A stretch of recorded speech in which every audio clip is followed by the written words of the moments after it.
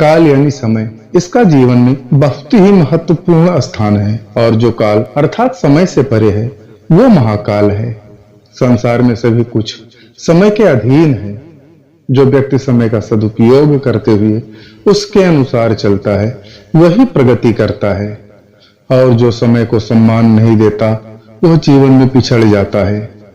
पौराणिक ग्रंथों में अवंतिका यानी उज्जैनी को काल के देवता भगवान महाकालेश्वर की नगरी के रूप में गौरव प्राप्त है। 12 ज्योतिर्लिंगों में गिने जाने वाले भगवान महाकालेश्वर को शास्त्रों में मृत्युलोक का अधिपति कहा गया है। इसीलिए उनकी गणना ब्रह्मांड के 3 प्रमुख शिवलिंगों में होती है। आकाशे तारकम लिंगम, पाताले हाटकेश्वरम, भूलोके च महाकालम, लिंगत्रय नमस्ते। इस श्लोक में ऋषियों ने आकाश में तारक लिंग, पाताल में हाटकेश्वर तथा पृथ्वी पर महाकाल के रूप में विराजमान तीनों शिवलिंगों को सर्वप्रथम नमन किया है। सौर पुराण में महाकाल को दिव्य लिंग कहा गया है। महाकाल्यस्य लिंगस्य दिव्य लिंग तदुच्यते। मान्यता है कि पूर्व काल में उज्जैनी में घना वन था। महाकाल के यहाँ पधारने के बाद से वह क्षेत्र महाकाल वन के नाम से जाना जाने लगा। स्कंद पुराण के अवंती खंड में महाकाल वन में महाकालेश्वर की निवास करने की कथा है। कथा के अनुसार प्रलय काल में सारा संसार गहरे अंधकार में डूब गया था। उस समय ना सूर्य था और ना ही चांद तारे। महाकालेश्वर ने ब्रह्मा जी को उत्पन्न कर उन्हें सृष्टि के निर्माण का आदेश दिया। ब्रह्मा जी के निवेदन करने पर श्री महाकालेश्वर ने महाकाल वन में निवास करना स्वीकार किया। इससे स्पष्ट हो जाता है कि सृष्टि का प्रारंभ एवं काल चक्र का परिवर्तन श्री महाकाल से ही हुआ है। धर्म ग्रंथ कहते हैं काल चक्र परिवर्त को महाकालः प्रतापनः, अर्थात काल चक्र के प्रवर्तक महाकाल अत्यंत प्रतापी हैं। महाकाल की नगरी उज्जैनी मानवाकृति भारत के मध्य स्थान यानी नाभि में है। यौगिक दृष्टि से देखें तो नाभि क्षेत्र में मणिपूरक चक्र होता है। वैदिक संहिता में इसे अमृत ग्रंथ का स्थान कहा गया है। अमृतस्य नाभि।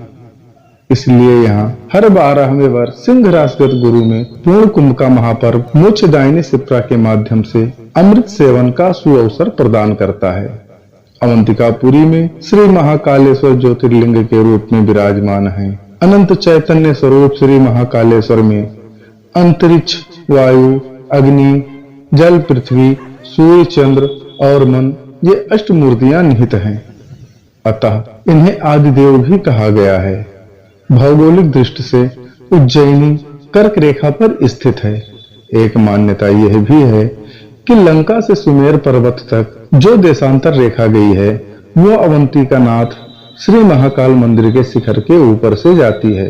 इसी कारण भारतीय पंचांग में उज्जैनी को प्राचीन काल से गणना का आधार ग्रीनविच माना जाता रहा है।